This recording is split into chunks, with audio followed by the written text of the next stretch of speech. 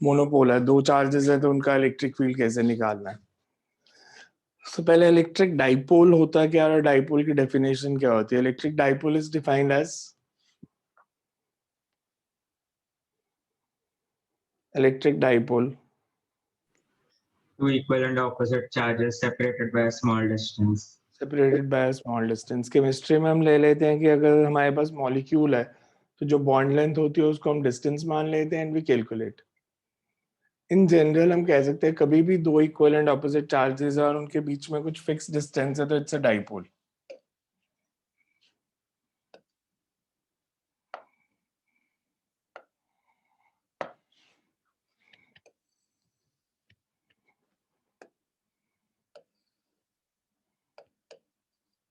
say minus qa plus q separated by a certain distance।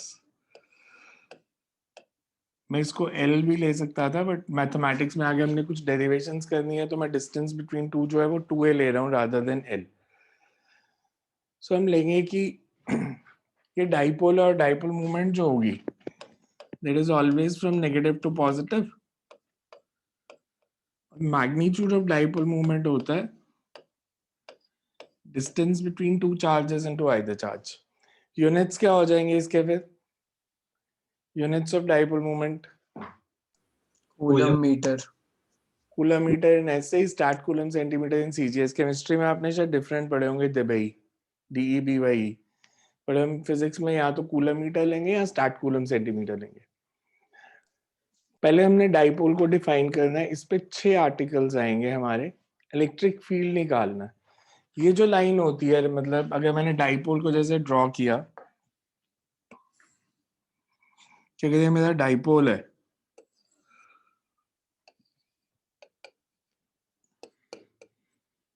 line joining the two charges extended on both sides. This will be called axial line, or sometimes it's also referred as end-on position. Axial line और end-on position, और इसका जो perpendicular bisector होगा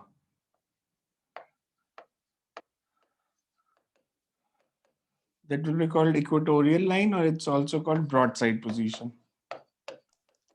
sir आपने आज ये dipole से शुरू किया है, मेरा थोड़ा लेट ज्वाइन हुआ डाइपोल से शुरू किया है। तो हमने एक तो इलेक्ट्रिक फील्ड निकालना है एक्सियल लाइन पे किसी पॉइंट पे, इक्वेटोरियल लाइन पे किसी पॉइंट पे, फिर कहीं पे भी मान लो यहाँ पे इलेक्ट्रिक फील्ड निकालना है पी पे एट एनी पॉइंट। सो 3 आर्टिकल्स तो ये करने हैं। फिर हमने करना है कि डाइपोल को अगर हमने एक्सटर्नल इलेक्ट्रिक फील्ड में प्लेस कर दिया, इस पर टॉर्क कितनी एक्ट करेगी, इसकी पोटेंशियल एनर्जी क्या होगी, और अगर ये ऑसिलेट करता है तो इसका टाइम पीरियड ऑफ ऑसिलेशन क्या होगा। तो 6 आर्टिकल्स आते हैं, डाइपोल के 2 दिन लगेंगे इनको करने में। So first you write electric dipole and electric dipole moment. Electric dipole and electric dipole moment. So you can write electric dipole is defined as system of equal and opposite charges. Electric dipole is defined as system of equal and opposite charges separated by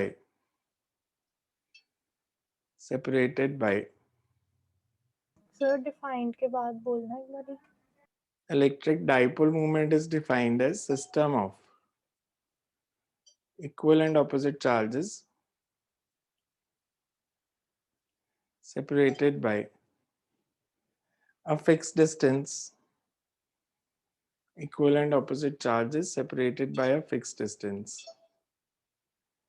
Next paragraph में लिखा है electric dipole moment is, and electric dipole moment is defined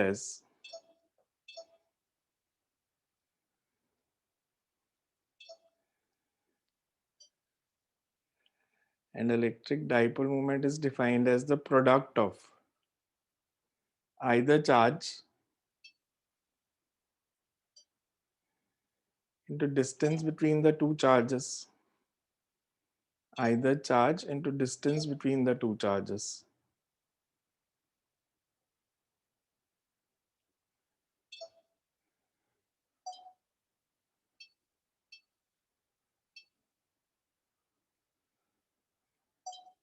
For example, if two charges plus q and minus q, for example, if two charges plus q and minus q are separated by distance 2a,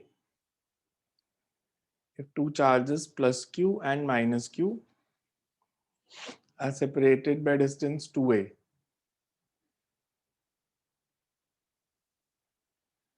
then dipole moment is defined as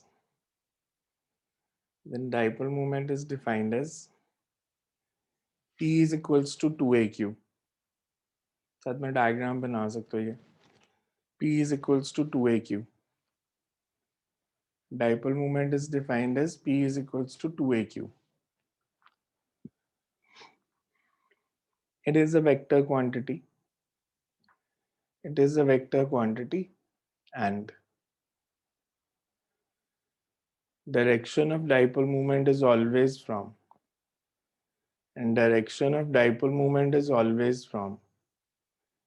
negative charge to the positive charge. Direction of dipole moment is always from negative charge to the positive charge. Direction of dipole moment is always from negative charge to the positive charge.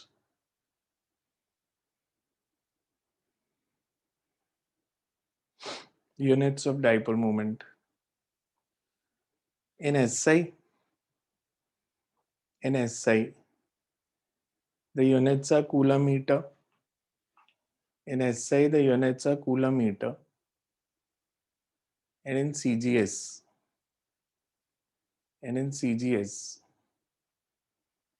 the units are stat coulomb centimeter.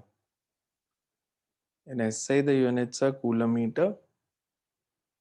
And in CGS, the units are stat coulomb centimeter.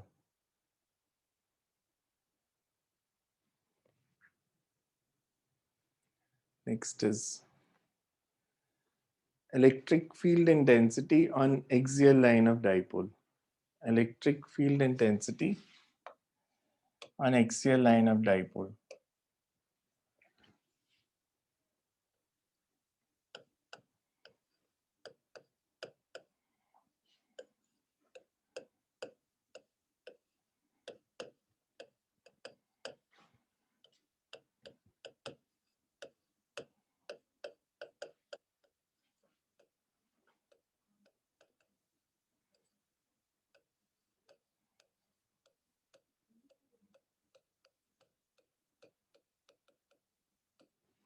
End on position.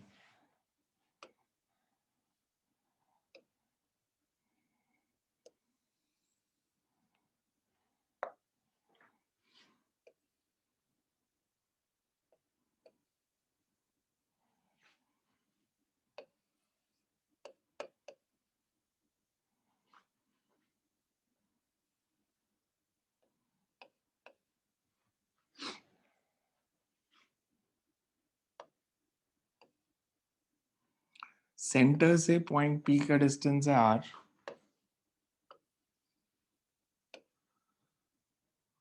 Positive charge का distance हो जाएगा because length of dipole हमने 2a लिए. सो ये भी a and this is also a. तो positive charge का distance R minus a, negative का डिस्टेंस R प्लस a. पहले इतना देखो, ये समझ में आ रहे हैं डिस्टेंसेस. हमने लिया कि पॉजिटिव का डिस्टेंस R माइनस है, नेगेटिव का R माइनस है, R प्लस है. अगर मेरे को नेगेटिव का इलेक्ट्रिक फील्ड निकालना है पॉइंट P पे, कल मेथड क्या किया था, जहां पे इलेक्ट्रिक फील्ड निकालना है there we place a charge of 1 coulomb. 1 coulomb. अगर मैं यहाँ पे +1 कूलम का चार्ज इमेजिन करता हूं, तो ये नेगेटिव चार्ज अट्रैक्ट करेगा या रिपेल करेगा? +1 कूलम को अट्रैक्ट करेगा. तो जो डायरेक्शन आएगी इलेक्ट्रिक फील्ड की ड्यू टू नेगेटिव चार्ज,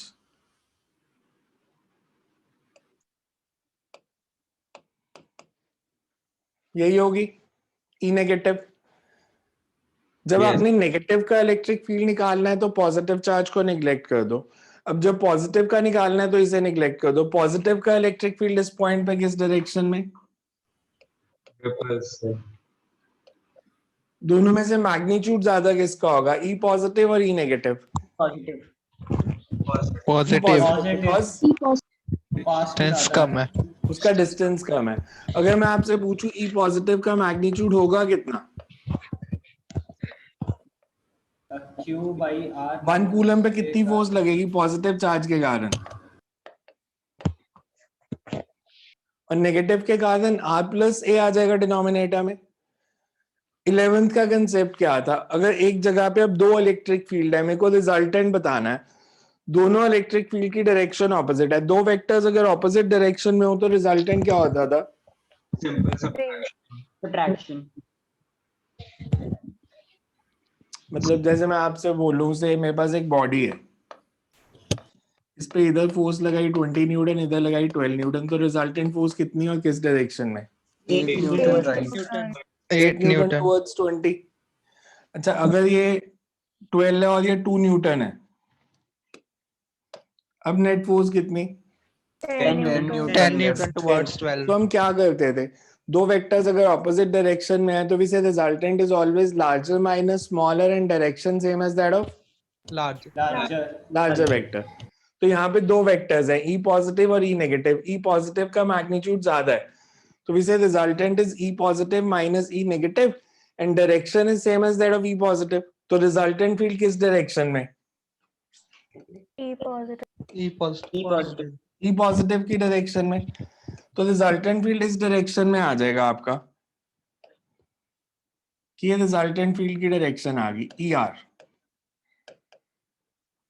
इसकी डायरेक्शन अगर हमने डिफाइन करनी है तो ई आर की डायरेक्शन कौन सी है? Same as dipole movement, opposite to dipole movement? Same as. Dipole movement होती है नेगेटिव से पॉजिटिव, और इलेक्ट्रिक फील्ड भी इसी डायरेक्शन में है. तो इसे जो रिजल्टेंट इलेक्ट्रिक फील्ड है that is in the same direction as dipole movement. अब एक्सियल लाइन इधर भी हो सकती थी और एक्सियल लाइन इधर भी हो सकती है. अगर मैं इस साइड निकालता तो भी सेम ही आता रिजल्ट, सेम डायरेक्शन. अगर मैं बोलूं यहां पे इलेक्ट्रिक फील्ड निकालना है, इधर किसका इलेक्ट्रिक फील्ड ज्यादा होगा, नेगेटिव का या पॉजिटिव का? माइनस का. ये ई नेगेटिव, ये ई पॉजिटिव, लार्जर कौन सा है? नेगेटिव. तो रिजल्टेंट फील्ड अभी भी डाइपोल मूवमेंट की डायरेक्शन में ही है. Yes sir. ये आप याद रख सकते हो कि जब भी आपने एक्सियल लाइन पे इलेक्ट्रिक फील्ड निकालना है, रिजल्टेंट इलेक्ट्रिक फील्ड की डायरेक्शन वही होगी जो डाइपोल मूवमेंट की डायरेक्शन है. सो कभी भी ये दो चार्जेस क्या हैं, कभी भी आपको एक से ज्यादा चार्ज का इलेक्ट्रिक फील्ड निकालना आएगा तो जिस पॉइंट पे इलेक्ट्रिक फील्ड निकालना है वहां पे 1 कूलम का चार्ज प्लेस कर दो. एट अ टाइम एक चार्ज के कारण इलेक्ट्रिक फील्ड निकालो. जैसे मैंने यहाँ पे पहले पॉजिटिव के कारण निकाला तो इट्स रिपल्सिव, नेगेटिव के कारण अट्रैक्टिव. मैग्नीट्यूड हमें पता है, electric field intensity is K cube by R square. तो इसका डिस्टेंस आर माइनस ए है, this is K cube on R minus A square, ये K cube on R plus A square. Difference लेके हम calculate कर लेंगे. समझ में आया कैसे करना है? क्लियर है सबको? यस. डायग्राम बना लो फिर इसको लिखते हैं. डायग्राम बना लो सिर्फ अभी. Electric field intensity on axial line of dipole.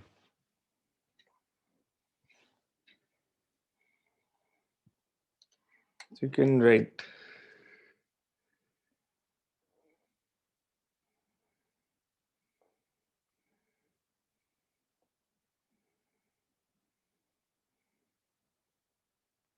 electric field intensity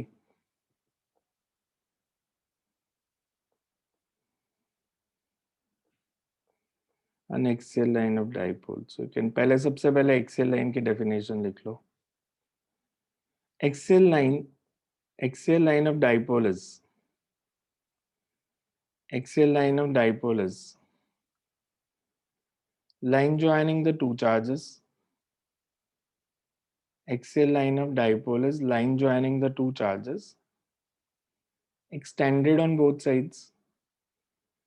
line joining the two charges extended on both sides.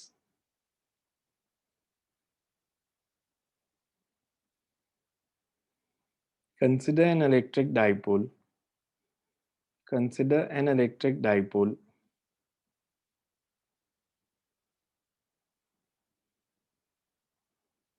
having charge plus q and minus q. Having charge plus q and minus q in length 2a.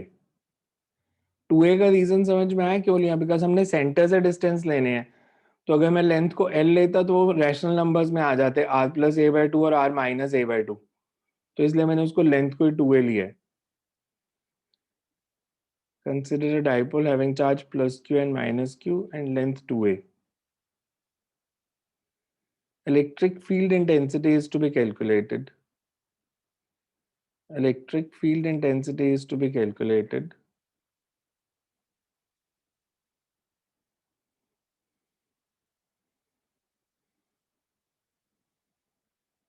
Electric field intensity is to be calculated on the axial line at point P. On the axial line at point P, which is at a distance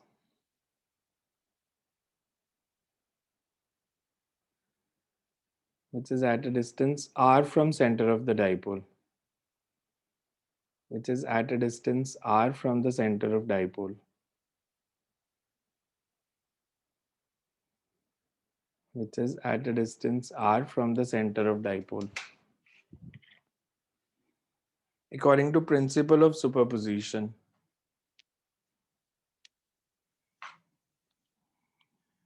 resultant electric field is vector sum of electric field intensity due to positive and negative charge. Sir resultant electric field के बाद क्या बोला था?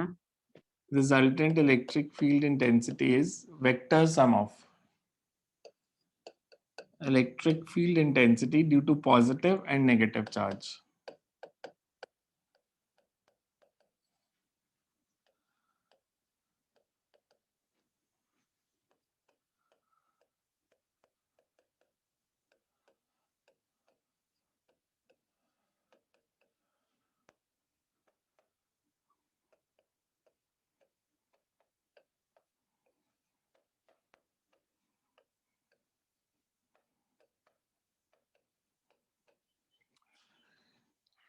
ये सबको समझ में आ रहा है? के cube on r minus A का होल स्क्वायर. इसकी डायरेक्शन को अगर मैंने डिफाइन करना है तो I can say along B P. B P means B to P.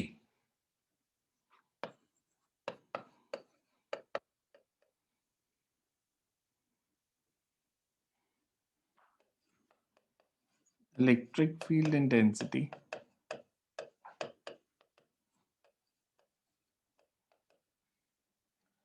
due to negative charge.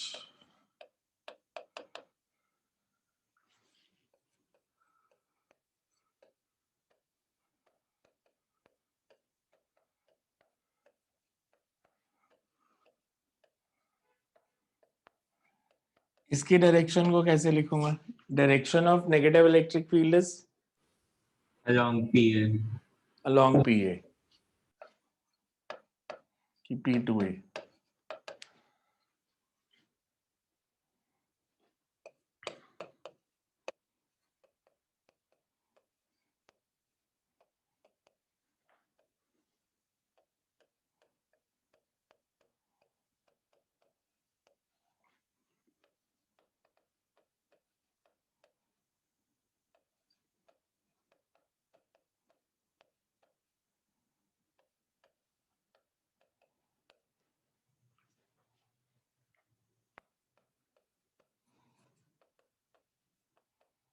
Resultant electric field is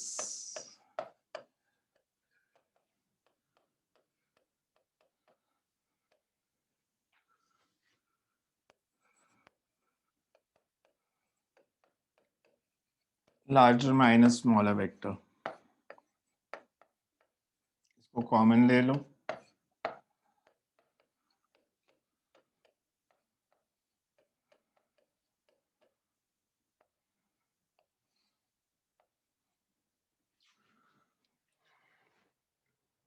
इसके आगे तो मैथ्स रह गया, इसको सॉल्व करना है हमने।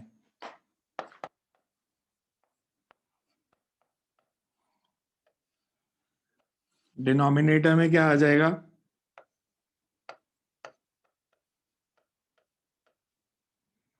Are square minus A square का whole square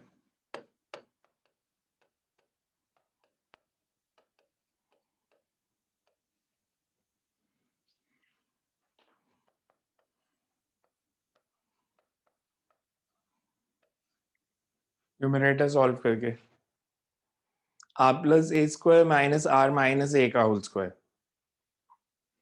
4AR 4AR।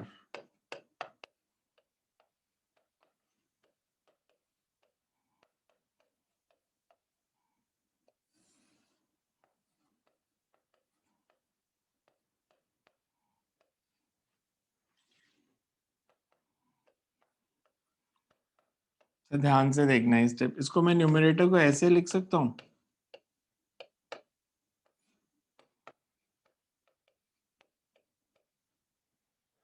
Numerator में हमारे पास था 4AR क्यूब, तो उसको मैंने लिख दिया 2 into 2AQ into R, Yes, sir. and 2AQ is Dipole moment. Dipole. dipole moment. So this becomes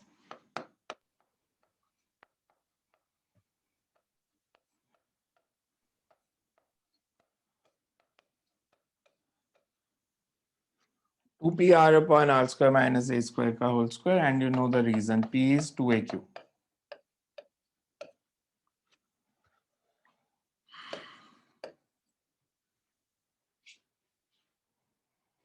हम किसकी वैल्यू निकाल रहे थे? इलेक्ट्रिक फील्ड इंटेंसिटी की, और मैंने ये वैल्यू निकाल ली। ये काफी है या कुछ बताना रह गया? Direction. ये अभी सिर्फ मैग्नीट्यूड निकला है। तो अगर मैं बोलूं इलेक्ट्रिक फील्ड को वेक्टर फॉर्म में लिखो,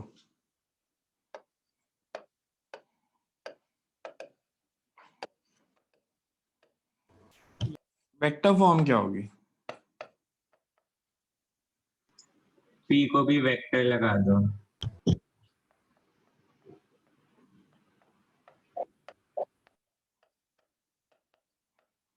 And this signifies कि E और P की डायरेक्शन सेम है।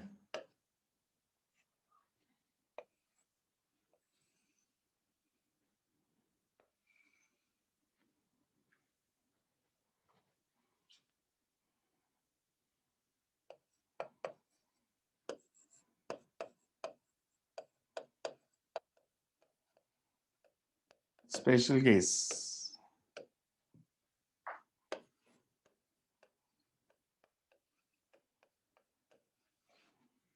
Short dipole, if A is very much less than R, तो क्या बनेगा? If A is very small as compared to R, तो क्या बनेगा फॉर्मूला? अगर मैं A स्क्वायर को निग्लेक्ट कर दूं, 1/4 नीचे R क्यूब रह जाएगा। नीचे R क्यूब रह जाएगा।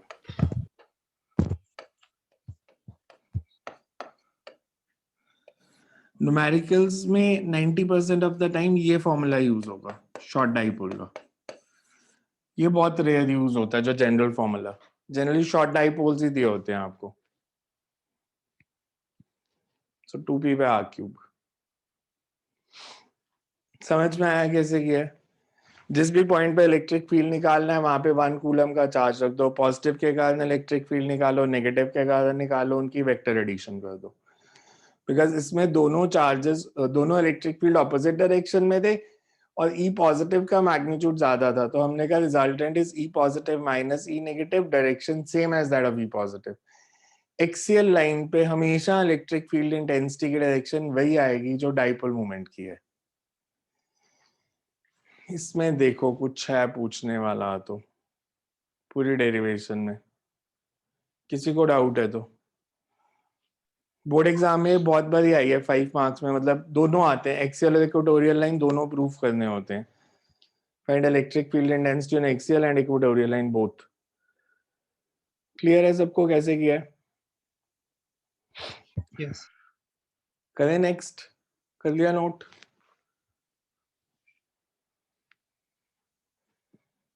Next is equatorial line.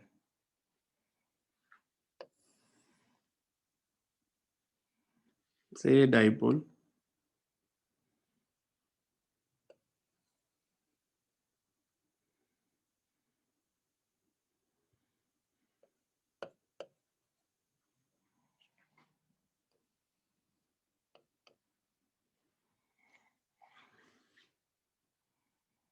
Axial line के परपेंडिकुलर बाइसेक्टर को इक्वेटोरियल लाइन बोलते हैं, तो this be the equatorial line.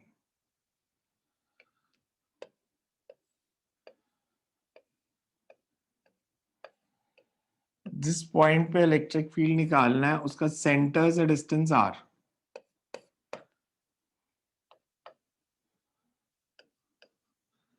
तो पॉइंट P का पॉजिटिव और नेगेटिव चार्ज से डिस्टेंस सेम है, और कितना है? Under root of a square plus r square.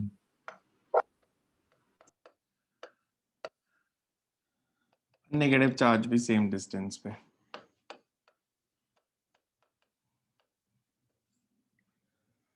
जिधर इलेक्ट्रिक फील्ड निकालना है वहां पे टेस्ट चार्ज रखा पॉजिटिव या इमेजिनरी पॉजिटिव चार्ज. पॉजिटिव इसको रिपेल करेगा,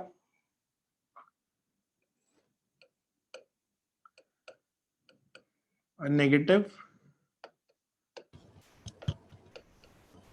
ये दोनों डायरेक्शन समझ आ रही हैं. Yes sir. टेस्ट चार्ज रखा पॉजिटिव, नेगेटिव ने अट्रैक्ट करना है, तो नेगेटिव का इलेक्ट्रिक फील्ड इधर, पॉजिटिव इस पॉजिटिव चार्ज को रिपेल करेगा. अगर ये एंगल थीटा, तो दोनों के इलेक्ट्रिक फील्ड में एंगल कितना हो जाएगा? 2 theta. Exterior angle is equal to sum of interior opposite angles. या आप ऐसे भी कर सकते हो, अगर ये एंगल थीटा है तो this will also be theta, और अगर ये थीटा है तो ये भी थीटा. अगर मैं कंपोनेंट्स बनाऊं ई पॉजिटिव के, this will be E positive, Cos this theta. Cos angle theta. it cause.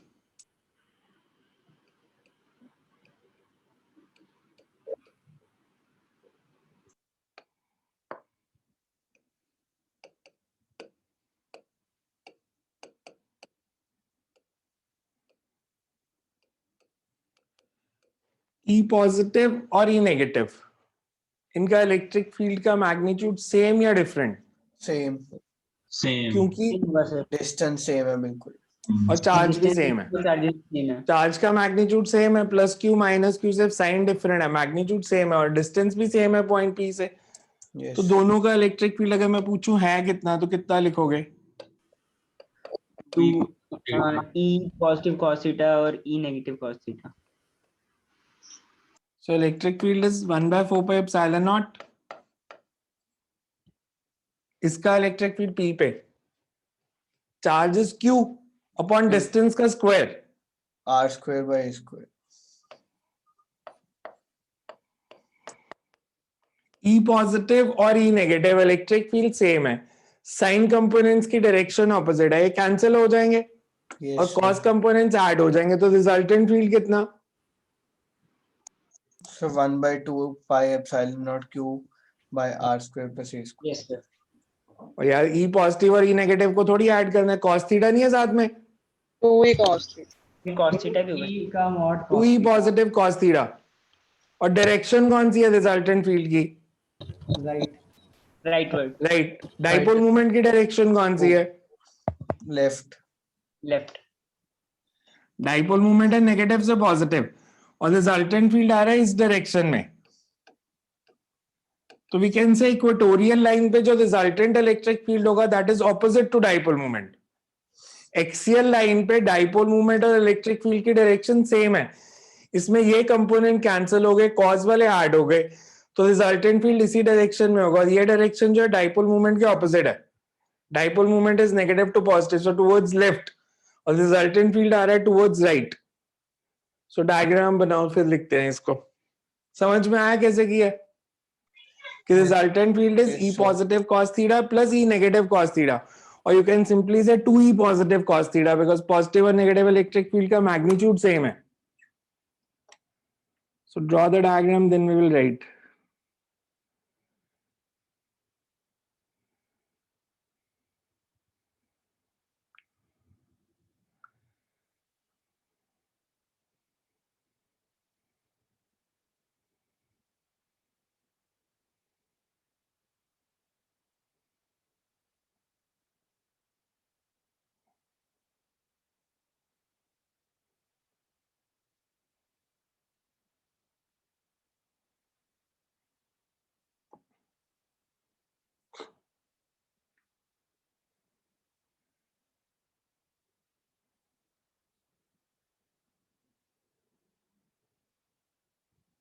So we can write equatorial line is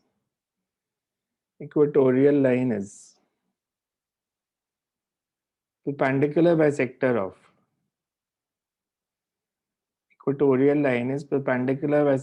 of axial line of the dipole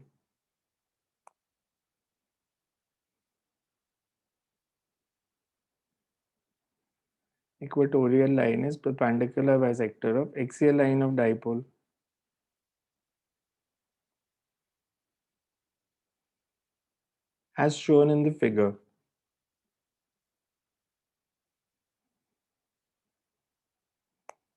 Dipole has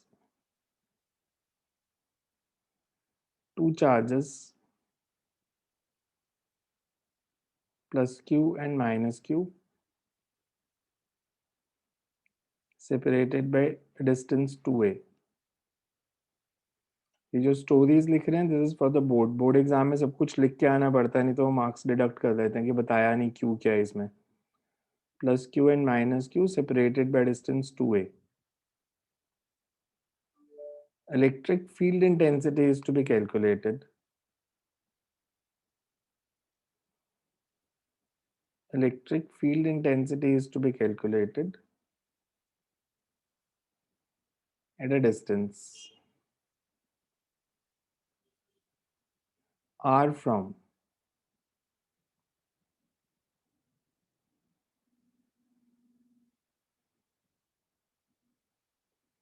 the center of dipole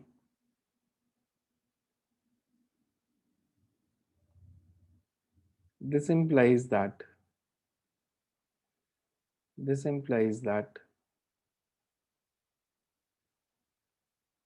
any point on the equatorial line is equidistant from both positive and negative charges. Is equidistant from both positive and negative charges. Is equidistant from both positive and negative charges.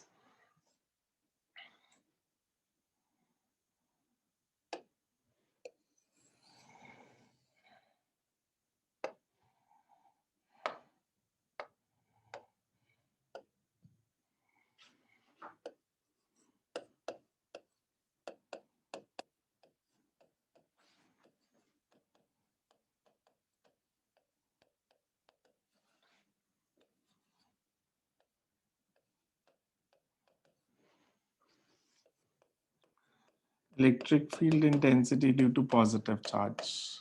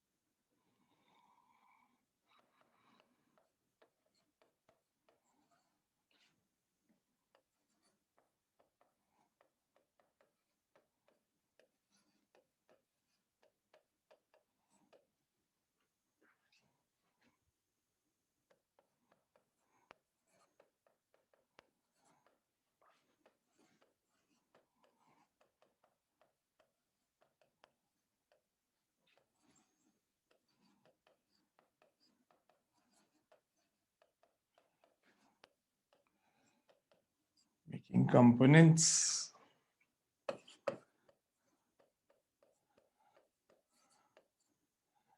Sign components being oppositely directed cancel out.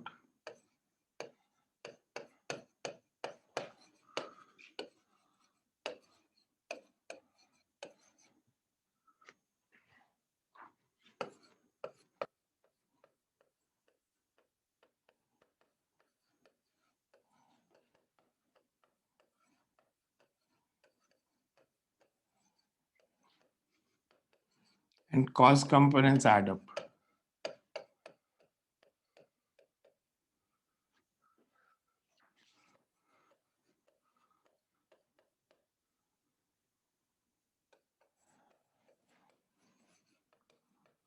Resultant field intensity is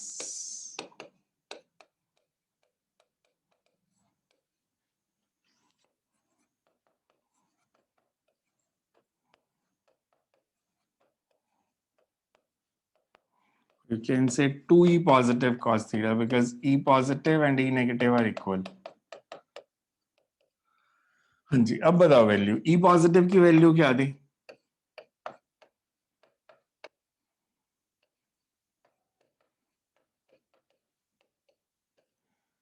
diagram से cos theta की value base over hypotenuse, ये angle theta है तो base a by under root r square plus a square. a by root r square plus a square, तो cos theta की value put कर देंगे यहाँ पे. न्यूमरेटर में क्या आ गया? तो इतना लिखना जरूरी है. Numerator is 2aq. 2aq is P. p और डिनोमिनेटर में basis are same. R square plus A square is 3 by 2. r square plus a square raised to power 3 by 2. So you can say the resultant field is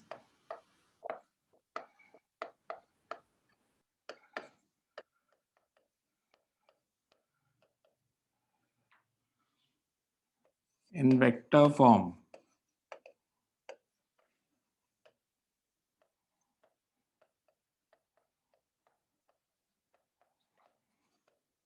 Minus p upon r square plus a square raised to power 3 by 2.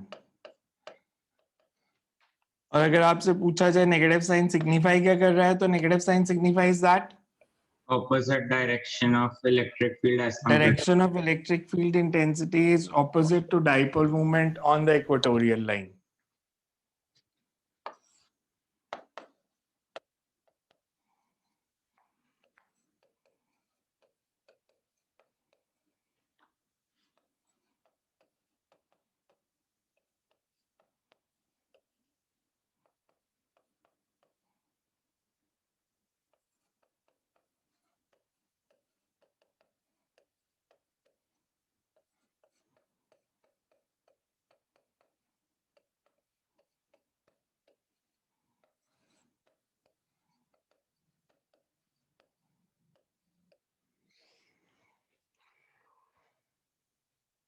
थोड़ा ऊपर कर दो screen.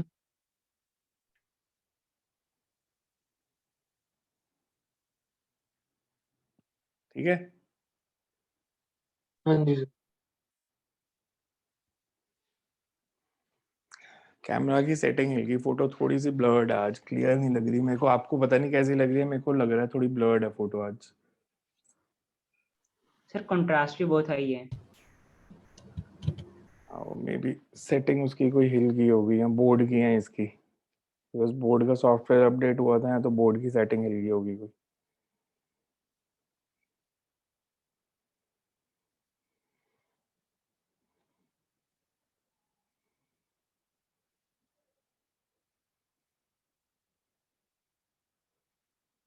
Granny picture है बहुत ज्यादा.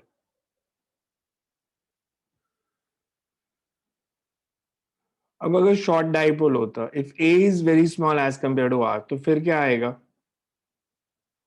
अगर मैं last relation में a को निग्लेक्ट कर दूं सर फिर r cube.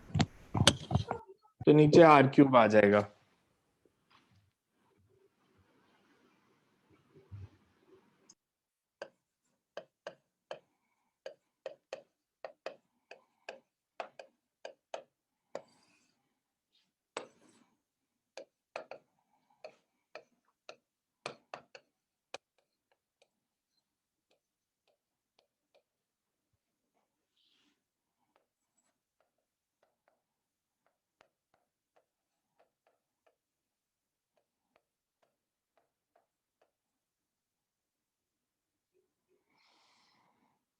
This implies that for short dipole,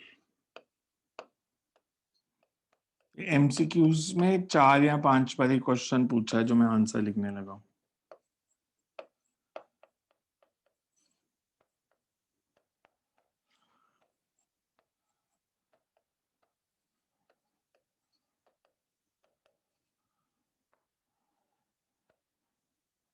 अगर मेरे पास शॉर्ट डाइपोल है,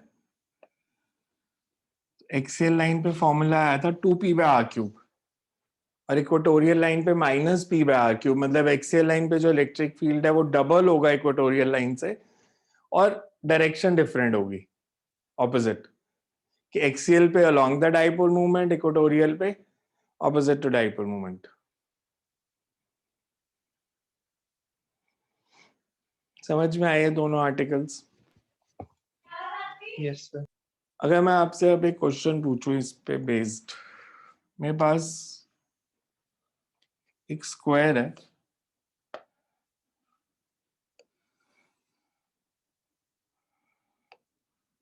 ऑफ लेंथ 2a,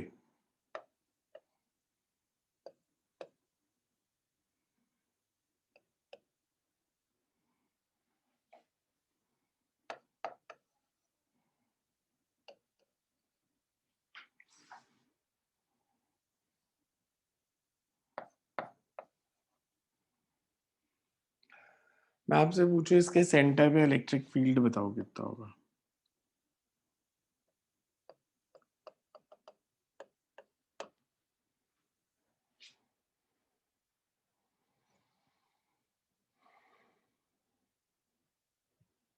कैसे कर सकते हो? Easiest method. सर 0 होगा। यस सर, 0 जीरो Yes, होगा sir, सर, zero. सारे Cancel out सारे करते हैं, कैंसिल sir, आउट हो zero. जाएंगे। सारे कैंसिल हो रहे हैं। Yes sir. कैंसिल हो गए सारे? अच्छा, बताना मेरे को जरा। मान लो मैंने यहाँ रखा पॉजिटिव चार्ज, जहां इलेक्ट्रिक फील्ड निकालना है वहां टेस्ट चार्ज पॉजिटिव, ये इसको मान लेते हैं A, B, C and D. जो ए पे चार्ज है ये टेस्ट चार्ज को अट्रैक्ट करेगा, रिपेल? ए अट्रैक्ट करेगा, चार्ज है Attract. अट्रैक्ट। 0 नहीं हो रहे। Electric field due to charge at A, जो सी पे चार्ज है ये अट्रैक्ट करेगा, रिपेल? रिपेल। रिपेल। तो कौन सी डायरेक्शन? सेम एज ये, ऑपोजिट टू ये? Same. सेम है ये। जो बी Sorry. पे चार्ज है,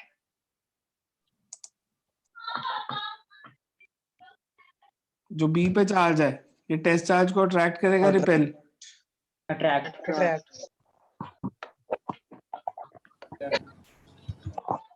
और जो डी पे चार्ज है रिपेल। सेम मेरे को बताना है कहां से कैंसिल हो रहे हैं, आपको कहां से कैंसिल होते नजर आ रहे हैं? So 4 cos. कैंसिल तो तब होते ये माइनस क्यू, ये माइनस क्यू, ये तो ऐड हो रहे हैं, इन दोनों का इलेक्ट्रिक फील्ड तो ऐड हो रहा है, सब्ट्रैक्ट थोड़ी हो रहा है।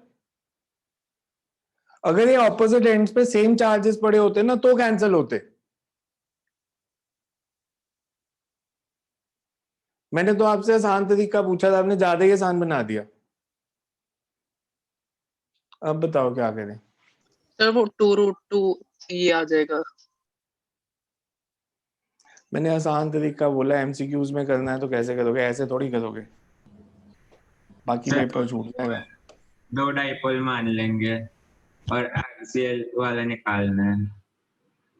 ये एक्सियल वाला निकालना है, एक्सियल लाइन होती है। सर जैसे अगर प्लस क्यू और माइनस क्यू को मान लो तो उनके लिए तो सेंटर वाला एक्सियल पे लाई करेगा। Oh, yeah. तो at an equatorial निकालेंगे a distance apart दोनों की वजह से। इन दोनों का इलेक्ट्रिक फील्ड ऐड होना या सब्ट्रैक्ट होना? ऐड होगा सर। ऐड। तो एक काम करते हैं, ऐसे क्वेश्चंस में ना इसको हम हटा देते हैं और इसको -2q कर देते हैं। सिमिलरली ये -q या +q, इनका इलेक्ट्रिक फील्ड ऐड होगा, सब्ट्रैक्ट? ऐड। ऐड। तो मैं इसको कर देता हूं 2q और इसे हटा देता हूं, ये एक ही डाइपोल बन गया, बस एक ही डाइपोल बन गया ना, और ये डाइपोल की इक्वेटोरियल लाइन हो गई। मेरे को अगर ये डाइपोल है तो इसकी डाइपोल मूवमेंट बताओ कितनी है।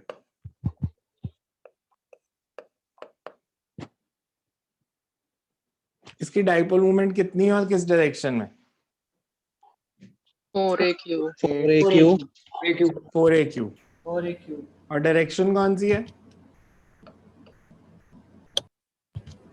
इक्वेटोरियल लाइन पे इलेक्ट्रिक फील्ड इस डायरेक्शन में होगा Opposite to that of dipole. और इक्वेटोरियल लाइन पे फॉर्मूला क्या था?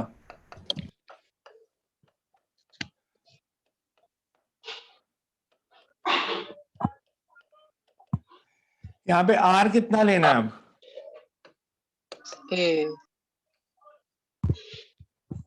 और ए कितना लेना है? A को A। ए क्या? ए को ए ही लेना है बिकॉज लेंथ ऑफ डाइपोल अभी भी 2a है। तो यहाँ पे वैल्यूज पुट कर दो पी और ए की, विल गेट द आंसर। ये डाइपोल ही तो था। सिमेट्री प्रॉब्लम बहुत सारी आती हैं, बहुत सारी सिमेट्री प्रॉब्लम। मतलब जैसे मान लो मैं आपको देता हूं,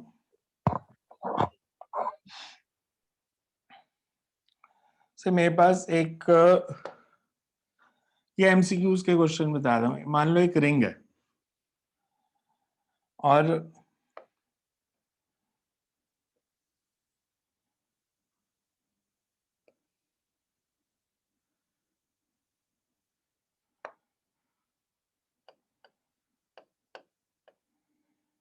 ये पार्ट रिमूव कर दिया। चार्ज पर यूनिट लेंथ इस पे लैम्डा था। Find electric field intensity at the centre. ये पार्ट रिमूव किया, ये वाला यहां से, मतलब इतना पार्ट, ये रिमूव्ड पार्ट है।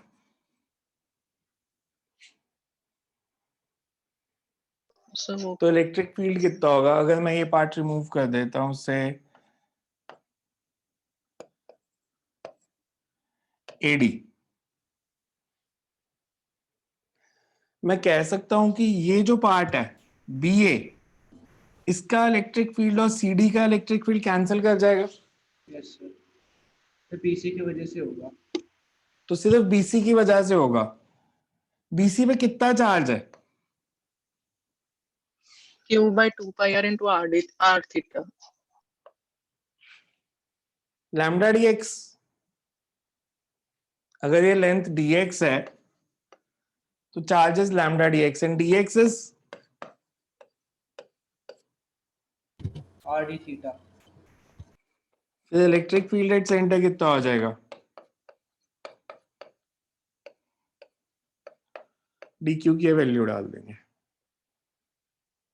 सो बिकॉज ये सिमेट्री के कारण इसका इलेक्ट्रिक फील्ड इस नीचे वाले पार्ट से कैंसिल हो गया, सिर्फ इसका निकालना है। बिकॉज पहले बीसी का इलेक्ट्रिक फील्ड एडी से कैंसिल हो रहा था, तो एडी को रिमूव कर दिया तो बीसी का इलेक्ट्रिक फील्ड बच गया। या अगर आपको ऐसे हेक्सागन है,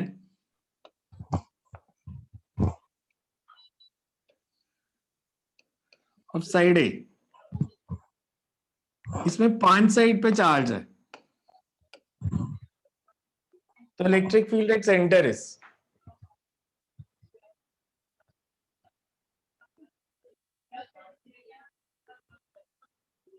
मैं सिमेट्री के हिसाब से कह सकता हूं कि ए का सिर्फ सी की वजह से होगा। ए और डी का फील्ड कैंसिल हो जाएगा। यस, सी की वजह से होगा। सिर्फ सी की वजह से ही होगा। बी और सी का, बी और ई का कैंसिल हो जाएगा, सिर्फ सी का बचा। अगर हेक्सागन की साइड ए है तो सेंटर तक डिस्टेंस कितना होता है?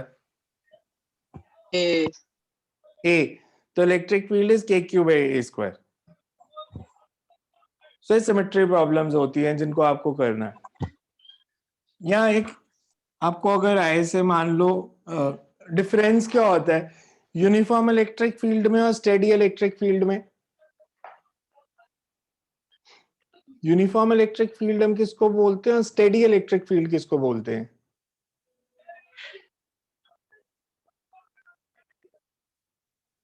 Uniform electric field and steady electric field,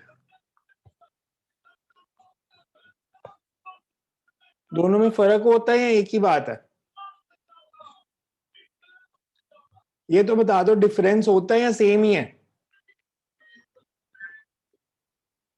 uniform and steady. Uniform electric field अगर हमें दिया है किसी रीजन में, तो यूनिफॉर्म इलेक्ट्रिक फील्ड का मतलब होता है कि जैसे मान लो इस रूम के अंदर जहां मैं खड़ा हूं यूनिफॉर्म इलेक्ट्रिक फील्ड है। उसका मतलब यह है कि मैं किसी भी पॉइंट पे अगर इलेक्ट्रिक फील्ड इंटेंसिटी निकालूंगा तो उसका मैग्नीट्यूड और डायरेक्शन सेम होगी। तो then we say that field is uniform, हर जगह पे सेम है। Steady electric field non uniform हो सकता है।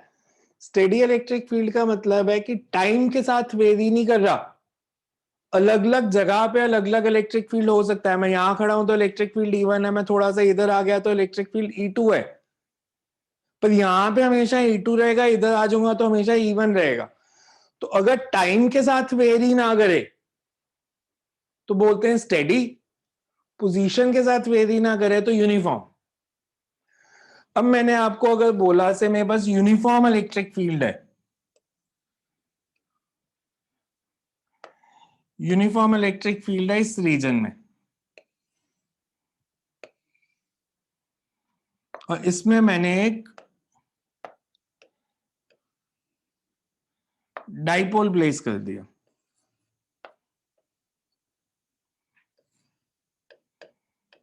इस पे नेट फोर्स कितनी लगेगी? इस डाइपोल पे नेट फोर्स कितनी लगेगी? कंसेप्ट कल क्या किया था, पॉजिटिव चार्ज पे किस डायरेक्शन में फोर्स लगती है अगर एक्सटर्नल इलेक्ट्रिक फील्ड गिवन है तो? Same same as electric field. Negative पे ऑपोजिट। ऑपोजिट। मैं अगर कह रहा हूं कि इलेक्ट्रिक फील्ड E है, ये चार्ज Q, ये माइनस Q, तो प्लस Q पे कितनी फोर्स लगेगी? QE। कल फॉर्मूला लिखा था फोर्स और फील्ड में रिलेशन, E होता है फोर्स ऑन 1 कूलम। 1 कूलम पे फोर्स E, अगर चार्ज Q है तो फोर्स इज QE। तो इस पे फोर्स लगी फील्ड की डायरेक्शन में QE, इस पे लगी फील्ड के ऑपोजिट QE, तो नेट फोर्स कितनी हो गई? 0। तो इसकी लीनियर एक्सेलरेशन हो सकती है? नहीं। No. अब थोड़ा सा 11th का बताओ। If this dipole is free to rotate, it will rotate about its centre of mass. Centre of mass, और रोटेट तब करेगा जब टॉर्क लगेगी। तो जब भी इक्वल एंड ऑपोजिट फोर्सेस हो, टॉर्क लगती है या कुछ कंडीशन होती है? किसी भी पॉइंट जब पे भी निकाल इक्वल एंड ऑपोजिट फोर्स होगी तो टॉर्क लगेगी लगेगी। मान लो मेरे पास एक पेन है, सर उसी पॉइंट से नहीं पास करना चाहिए, मतलब जहां से जिससे इस पे एक फोर्स है, इधर लगी एक इधर लगी, तो इस पे टॉर्क तो नहीं लगी, क्योंकि सर इस सेंटर ऑफ मास से ही पास करके दोनों फोर्सेस। अच्छा सेंटर ऑफ मास की कंडीशन होती है, कुछ और होता है? एक्सिस से पास नहीं लाइन ऑफ एक्शन सेम नहीं लाइन होना ऑफ चाहिए। एक्शन। इसमें लाइन ऑफ एक्शन ये है, इसका लाइन ऑफ एक्शन ये है। तो system of equal and opposite forces with line of action different, इसको क्या बोलते थे? Couple and torque acts. तो हम इस पे टॉर्क निकाल सकते हैं। अगर ये मेरे पास एक मान लो मॉलिक्यूल है, से Na पॉजिटिव, ये Cl नेगेटिव, मेरे को आप इसका मोमेंट ऑफ इनर्शिया बता सकते हो?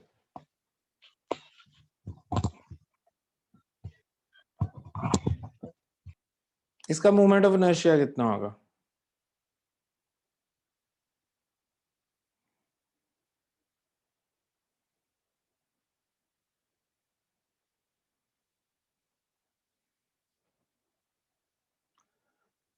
टॉर्क लग रही है अबाउट सेंटर ऑफ मास, तो मोमेंट ऑफ इनर्शिया भी उसी पॉइंट के अबाउट ही निकालना है, तो क्या निकलेगा? Axis passing through centre of mass, इसका मोमेंट ऑफ इनर्शिया क्या होगा? ml square by m r 2 square. m1a² plus m2a², because length हमने 2a ली है ना, लेंथ आप l लोगे तो m1 इंटू l/2 का square plus m2 into l/2 का स्क्वायर।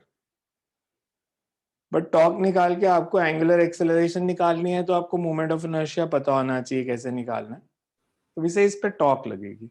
एक्सक्यूज मी सर, हाँ जी।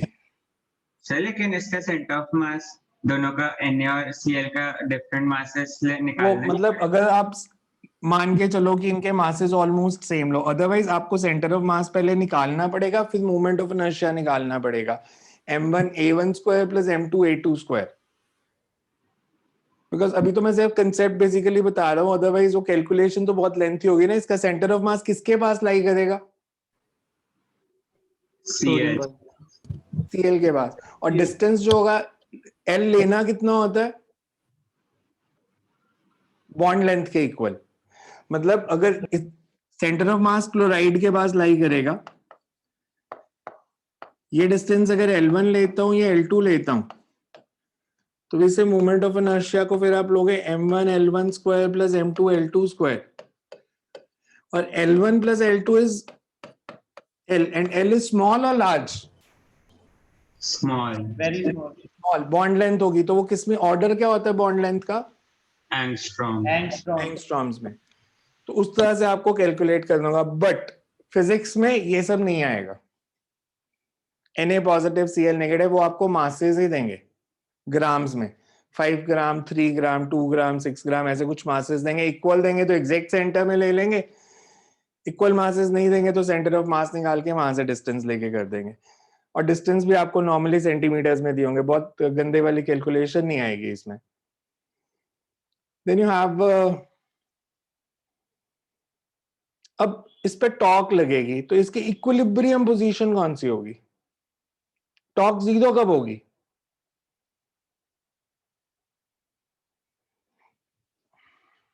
ऐसे देखो, मैं फिर से यूनिफॉर्म इलेक्ट्रिक फील्ड प्लॉट करता हूं। सर जब ये हॉरिजॉन्टल हो जाएगा, ये सर जब भी हॉरिजॉन्टल हो जाएगा उस केस में इस पे नहीं लगेगी। जैसे तो फील्ड नहीं मैंने है। यूनिफॉर्म इलेक्ट्रिक फील्ड प्लॉट किया,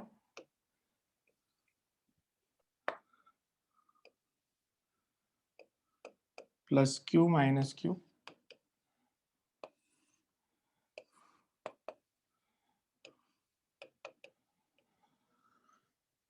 इन दोनों में टॉर्क जीरो होगी। Positive Yes. चार्ज पे फोर्स लगे in the direction of field, इसमें भी ऐसी लाइन ऑफ एक्शन सेम है, तो नेट टॉर्क जीरो। जब टॉर्क जीरो होती है that is a condition of rotational equilibrium. है ना। और इक्विलिब्रियम दो तरह का, स्टेबल और अनस्टेबल। कौन सा इनमें से स्टेबल है कौन सा अनस्टेबल है? डिस्टर्ब करके देखो थोड़ा सा। मान लो इसको थोड़ा सा एंगल डिस्टर्ब किया, ये वापस आएगा या पूरा घूम जाएगा? पॉजिटिव पे फोर्स लगी इधर, नेगेटिव पे इधर, तो विल इट कम बैक और will it turn completely? Come back. Because ऐसे घूमेगा ना फोर्सेस के कारण, वापस आ जाएगा। इसको देखिए अगर ऊपर वाले को, इसको अगर डिस्टर्ब किया, पॉजिटिव पे फोर्स लगी इधर, नेगेटिव पे इधर, अब सर ये घूम जाएगा पूरा। ये पूरा घूम जाएगा। तो कौन सा स्टेबल कौन सा अनस्टेबल? सर सेकंड ऊपर वाला वाला अनस्टेबल और नीचे वाला स्टेबल। ये स्टेबल या अनस्टेबल? ठीक है। अब इसको मैंने थोड़ा सा डिस्टर्ब किया, छोड़ दिया, ये वापस आया, यहाँ पे रुकेगा या नहीं रुकेगा? नहीं रुकेगा। नहीं रुकेगा। आगे चला जाएगा। Yes sir. आगे चला गया तो ऑसिलेशन होगी। ऑसिलेशन होगी, वापस आएगा फिर। वापस। तो कैसे पता चलेगा ये एसएचएम है? अगर प्रूव करना पड़ेगा। रोटेशनल एसएचएम है, लीनियर एसएचएम में था acceleration proportional to displacement. Torque directly proportional to theta अगर हो जाएगा तो फिर उससे हम prove तो अगर angular acceleration proportional to theta आ गई तो ये एसएचएम होगा। एसएचएम होगा तो फिर टाइम पीरियड का फॉर्मूला क्या होता था? 1/2 pi under root 1/2 pi 2 pi under root of theta by 2 pi under root theta 2 pi under root theta by alpha. तो बेसिकली थोड़ा थोड़ा 11th का कंसेप्ट यूज करेंगे। जिसको नहीं आता बेशक कल में से पूछ लेना, मैं दोबारा सारा रिपीट कर दूंगा एसएचएम वाला पार्ट। बट एसएचएम के साथ ही ये टाइम पीरियड का फॉर्मूला ड्राइव होगा कि हम टाइम पीरियड ऑफ ऑसिलेशंस निकालेंगे कितना, और डाइपोल के ऑसिलेशंस का यूज कहाँ पे करते हो? Electric motor. इलेक्ट्रिक मोटर में डाइपोल लगा होता, मैग्नेटिक नहीं होती वो। यस माइक्रोवेव में खाना गर्म करने के लिए मॉइस्चर क्यों जरूरी होता है?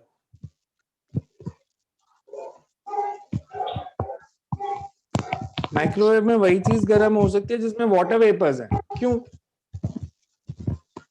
सर कंडक्टिंग है इसलिए। कभी सोचा माइक्रोवेव काम कैसे करता है? उसमें heat कैसे जनरेट हो रही है?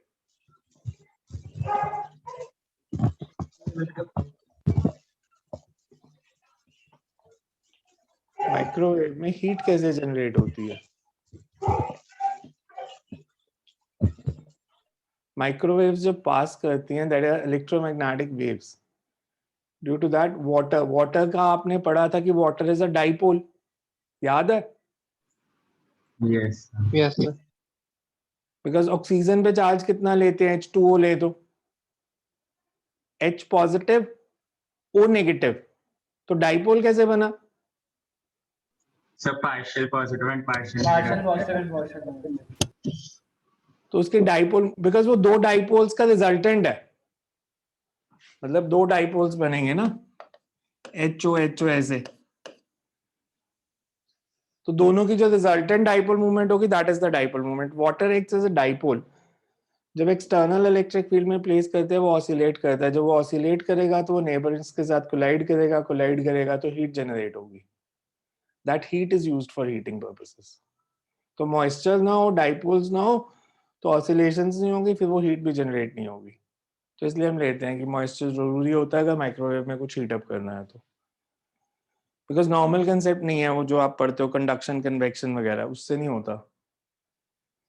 समझ में आया आज वाली क्लास का? हमने एक्सियल और इक्वेटोरियल, पहले इलेक्ट्रिक डाइपोल लिया, इलेक्ट्रिक डाइपोल को डिफाइन किया system of equal and opposite charges separated by a fixed distance. Dipole movement को डिफाइन किया प्रोडक्ट ऑफ आइदर चार्ज मतलब Q या माइनस Q, कोई भी लो, मैग्नीट्यूड लेना से into distance between the two charges 2AQ। Unit हो गए coulomb metre, stat coulomb centimetre, direction always from negative to positive charge. Axial और इक्वेटोरियल लाइन, 2 पॉइंट पे इलेक्ट्रिक फील्ड इंटेंसिटी निकाली। एक्सियल लाइन को हमने लिया line joining the two charges extended on both sides. Electric field निकालनी है चाहे axial पे चाहे इक्वेटोरियल पे, पॉजिटिव और नेगेटिव चार्ज के कारण अलग अलग इलेक्ट्रिक फील्ड निकालेंगे और फिर वेक्टर एडिशन कर देंगे। शॉर्ट डाइपोल के लिए रिजल्ट याद रखने हैं, एक्सियल लाइन पे electric field intensity is 1/4 pi epsilon naught 2p by r cube, direction is same as that of dipole movement. और इक्वेटोरियल लाइन पे -p by r cube and direction opposite to that of dipole movement. Movement of inertia, अगर आपको कोई body system दिया होगा तो अगर free to rotate दिया, हिंज्ड दिया है तो डिफरेंट हो जाएगा, हिंज्ड दिया होगा तो के अबाउट निकालना। हिंज के अबाउट निकालेंगे मूवमेंट ऑफ फिर। इनर्शिया निकालना है। तो जनरली हिंज्ड नहीं दिया होगा, मासेस भी जनरली सेम ही दिए होंगे, बट अगर सेम नहीं दिए तो सेंटर ऑफ मास निकाल लो, सेंटर ऑफ मास से m1 a1 square plus m2 a2 square, otherwise अगर सेम मास है तो m1 a square plus m2 a square. And movement of inertia निकाल लेंगे और टॉर्क निकालना आना चाहिए। तो कल टॉर्क के डेरिवेशन करेंगे और एक डेरिवेशन और करेंगे जो बोर्ड के सिलेबस में नहीं है, electric field intensity at any point due to dipole, मतलब एक्सियल या इक्वेटोरियल नहीं, किसी भी पॉइंट पे निकालना है तो कैसे करेंगे। तो ये वाली दोनों डेरिवेशंस एक बार आज ही लिख के देख लेना ताकि याद हो जाएगी, दोबारा ना देखनी पड़े आपको। एक बार पढ़ लेना, गो थ्रू कर लेना, फिर खुद से एक बार लिख के देख लेना। तो कल फिर इसके आगे करते हैं। आज वाले में देखो कोई डाउट है तो। सर एक बार वो जो स्क्वायर वाला क्वेश्चन आपने करवाया था एक बार दोबारा दिखाना, उसमें एक चीज पूछनी थी।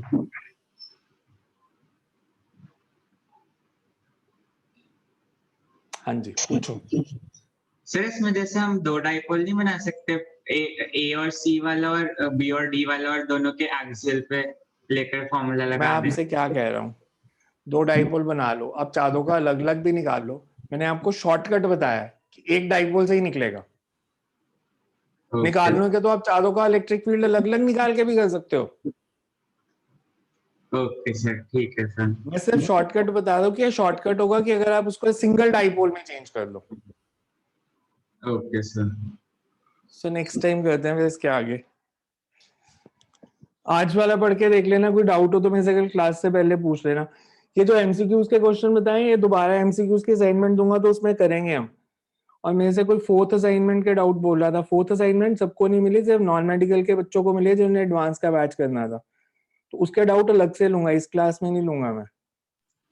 सर मेरे वाले में सिर्फ सेकंड के बाद फिफ्थ शो हो रही थी, थर्ड भी नहीं शो। थर्ड फोर्थ एडवांस की असाइनमेंट थी, आपको अब सिक्स्थ मिलेगी, वो नॉन मेडिकल वालों को नहीं मिलेगी, वो एमसीक्यूज की होगी। सर हाँ जी, सर मैं भी नॉन मेडिकल में हूँ, मेरे को नहीं मिली वो फोर्थ असाइनमेंट। मैं सेंड कर दूंगा जिस जिसको नहीं मिली। मेरे को जिन्होंने फर्स्ट डे बोला था ना, तो उनको मैंने उस टाइम सेंड कर दी थी, तो जिनकी रहेगी वो मैं सेंड कर दूंगा या ग्रुप में डाल दूंगा सब। बस मेडिकल वाले मत करना, डाल मैं ग्रुप में दूंगा, मेडिकल वालों के लिए वो बिल्कुल नहीं है। और सर जो आपने कहा था कि वो नॉन मेडिकल का बैच अलग से लोगे, वो कब से स्टार्ट है? जब फील्ड खत्म हो जाएगा हमारा, electric field intensity. Okay sir.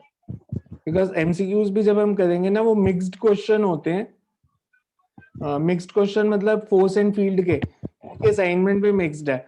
Again MCQ की असाइनमेंट में डाल दूंगा ग्रुप में, कर चाहे सारे लेना, पर वो डिस्कस मेडिकल वालों के साथ करूंगा मेनली। नॉन मेडिकल वाले देख लेना, अगर कोई डाउट होगा तो 2-4 क्वेश्चन बता दूंगा कैसे करने हैं। Okay sir.